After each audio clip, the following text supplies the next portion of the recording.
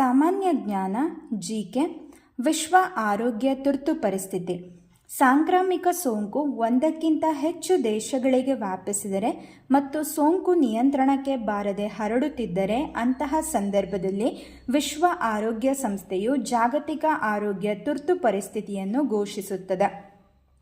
ಈವರೆಗೆ 2009ರಲ್ಲಿ H1N1 ಸೋಂಕು ಕಾಣಿಸಿಕೊಂಡಾಗ 2014ರಲ್ಲಿ ಪೋಲಿಯೋ ಮತ್ತು ಪಶ್ಚಿಮ ಆಫ್ರಿಕಾದಲ್ಲಿ ಎಬೋಲಾ ಸೋಂಕು ಹರಡಿದಾಗ 2016ರಲ್ಲಿ ಝೀಕಾ, 2019ರಲ್ಲಿ ಎಬೋಲಾ ಕಾಂಗೋ ಮತ್ತು 2020ರ ಸಂದರ್ಭದಲ್ಲಿ ಕೊರೋನಾ ವೈರಸ್ ಕಾಣಿಸಿಕೊಂಡಾಗ ವಿಶ್ವ ಆರೋಗ್ಯ ಸಂಸ್ಥೆಯು ವಿಶ್ವ ಆರೋಗ್ಯ ತುರ್ತು ಪರಿಸ್ಥಿತಿಯನ್ನು ಘೋಷಣೆ ಮಾಡಿತ್ತು.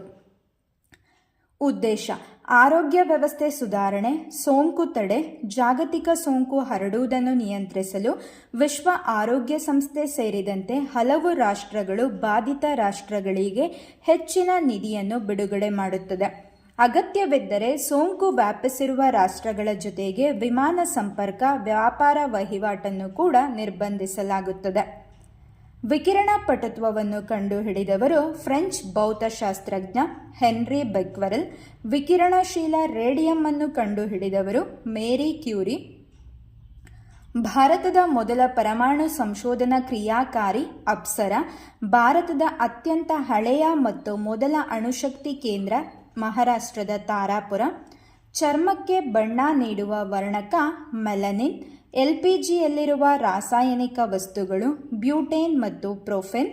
ಕಂಪ್ಯೂಟರ್ನ ಮೆದುಳು CPU. ರಾಕೆಟ್ ಇಂಧನಗಳು ದ್ರವ ಜಲಜನಕ ಮತ್ತು ದ್ರವ ಆಮ್ಲಜನಕ. ಗ್ರಂಥಿಗಳ ರಾಜ ಪ್ಯೂಟಿಟರಿ ಗ್ರಂಥಿ.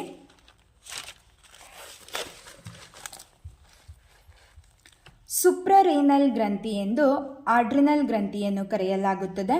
DNA ಡಿಆಕ್ಸಿರೈಬೋನ್ಯೂಕ್ಲಿಕ್ ಆಮ್ಲ.